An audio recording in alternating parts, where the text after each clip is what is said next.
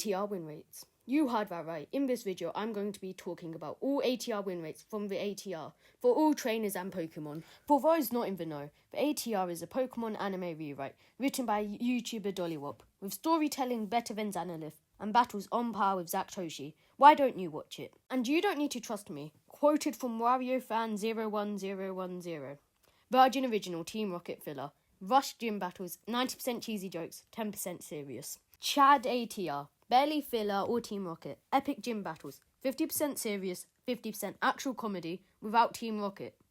If that doesn't convince you, I don't know what will. But before we begin, let's say a big ground rule, being that only trainer battles will count for the purpose of this list. So wild Pokemon battles and Team Rocket battles won't count for the purpose of this list. Now time for the win rates.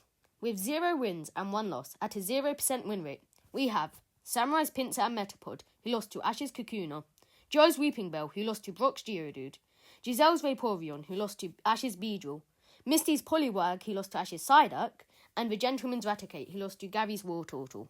Now with an even worse win rate, with 0 wins and 2 losses, at a 0% win rate, we have Giselle's Sandshrew, who lost to both Ash's Pikachu and AJ's Machoke. Now we're with the Pokemon who have at least won a single battle. So starting it off with 1 win and 2 losses, with a 33% win rate, we have Brock's Onix, who beat Ash's Pikachu but lost to Ash's Tangela and Lieutenant Surge's Electabuzz in a flashback. Misty's Starmie, who won against Ash's Psyduck but lost to Pikachu and Beedrill, and Ash's Tangela, who beat Brock's Onix but lost to Green's Ivysaur and Gary's Abra. Which to me is very surprising, as Tangela was built up to be so strong in episode 2, so for him to lose as much as he did was quite the shock. A thunder shock, if you will, as with a total of 1 win and 1 loss, with a 50% win rate, we have Lieutenant Surge's Raichu, who beat Ash's Pikachu, but then ended up losing to him in the rematch, and Ash's Psyduck, who beat Misty's Poliwag, but lost to Misty's Starmie in the same battle. And am I the only one who finds it funny that Surge is a trainer who is built up to be really strong, but is in the same tier as Psyduck, a Pokemon that's only viable when he has a headache? Now, with 3 wins and 3 losses, with a 50% win rate, we have Ash's Pikachu? Yeah, you heard that right. Ash's quote-unquote strongest Pokemon has the same win rate as his Psyduck. However, this makes sense when you think about it, as Pikachu has the most battles overall, and fights against some of the most powerful trainers, winning against Misty Staryu, Giselle's Sandshrew, and Lieutenant Surge's Raichu, but losing to Brock's Onix, Green's Mankey, and Lieutenant Surge's Raichu. Now, surprisingly, with 1 win and 1 tie, with a 66% win rate, we have Brock's Geodude, who beat Joe's Weeping Bell, and tied to Ash's Beedrill. Which is strange, as you would expect Brock's ace, Onix, to do better than his Geodude, but it seems that it's been reversed in the ATR. Or at least win rate wise, as win rates aren't everything, like I said with Ash's Pikachu.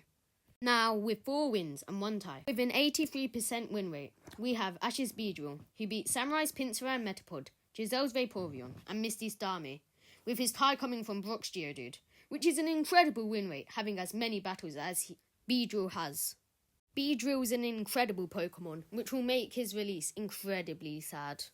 Now, with 1 win and 0 losses, with a 100% win rate, we have AJ's Machoke, who beat Giselle's Sandshrew, Lieutenant Surge's Electabuzz, who beat Brock's Onix in a flashback, Green's Ivysaur, who beat Ash's Tangela, and her Mankey, who beat Ash's Pikachu, Gary's Wartortle, who beat the Gentleman's Raticate, and his Abra, who beat Ash's Tangela. Now, with all of the Pokemon out of the way, let's do the trainers. So starting us off with 0 wins and 3 losses, with a 0% win rate is Giselle. Yeah, for someone who boasts how good she is, Giselle does not have the win rate to talk. But it does make sense for her character, as she is someone who needed to learn about how to bond with her Pokemon, and not see Pokemon as numbers. Next up, with 2 losses and 0 wins, with a 0% win rate, we have Samurai, who got swept by Ash's Kakuna. Now, with 0 wins and 1 loss, at a 0% win rate, we have Joe and the Gentleman, who lost the only battles they participated in incredibly quickly, with only 1 move being used to knock their Pokemon out.